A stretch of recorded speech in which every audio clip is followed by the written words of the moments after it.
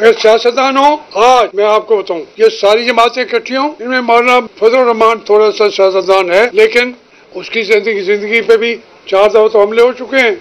इनका आज ये खड़े होके मुतालबा करें कि हमने जमहूरियत चलेगी जबकि हमें तमाम सियासतदानों को आप बराबरी के मौके देंगे, और हमारा मुतालबा है सबसे पहले इमरान खान को रिहा करो। वो कहते हैं नहीं, हमारी 9 मई है, और 9 मई का हशर जो आपने खुद किया हुआ है, मैं नाम लेना शुरू करूंगा जो इनकी FIR में है, जिसका जिक्र चीफ आपका करता है तकरीर के अंदर, वो तो सबको वो इलेक्शन लड़ रहे हैं, वो तो पाबंदी है।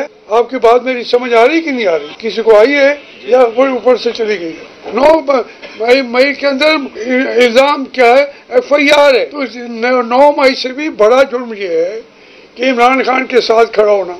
9 मई हमने तो उसकी एक तकदीस की, हमारा मुकद्दस सितारा है। उन्होंने कहा 9 मई, हम भी कहते हैं कि 9 मई की मजम्मत करते हैं, लेकिन उन्होंने तो 9 मई जो उनको सूट करता है वो मुलवस भी है, उसको कहा आ जाओ तुमने माफी मांग लिए, लड़ो इलेक्शन।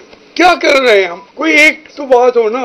आप मुझे बताएं कि 9 मई के बाद चलो बाकी वो सारे सियासतदान जो हैं जिसने माफी मांग ली, करोड़ों रुपए, अरबों रुपए, खरबों रुपए कि उन पर इल्जाम आते थे माफ हो गए। यार ये तो नहीं होता, ये तो हुकूमत नहीं होती, क्योंकि फौज है, वो जिसको चाहे मालिक है इस मुल्क की, जिसको चाहे माफ कर दे, जिसको चाहे ना करे। भाई 9 मई के ऊपर जिन्होंने किया है उन पर मुकदमा चलाओ, आगे पीछे क्या बातें करनी।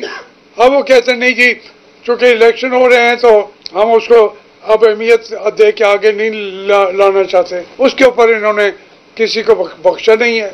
कहाँ ये बात करने के काबिल है? हमारी जो ये फौजी जुंटा है नहीं कर सकते। मैं कहता हूँ कि ये बैठ सकते हैं 10 से 15 साल हुकूमत में बाकायदा चला सकते हैं। जो हमारे सियासतदान हैं क्योंकि उन्हीं के बनाए हुए हैं, उनके अंदर सकत भी अभी नहीं आ रही। बड़े से बड़ा हो जो सियासतदान, कोई बोलेगा नहीं। अब मैं बोला हूँ पूरी जिंदगी, मेरा हशर क्या किया उन्होंने, आप सारे गवाह हैं।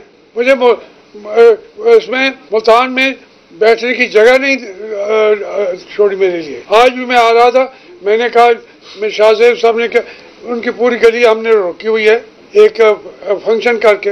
मुझे उसका भी अफसोस हो रहा है। मुझे तो आपके प्रेस क्लब तक आज तक जाने की इजाज़त नहीं है। आपका फुल किराया भी दूं, मुझे वहाँ प्रेस कॉन्फ्रेंस करने की इजाज़त नहीं है। तो मैंने तो अभी जो कागजात मंजूर होने थे, मैं तो उस मराहल से गुजरा हूँ।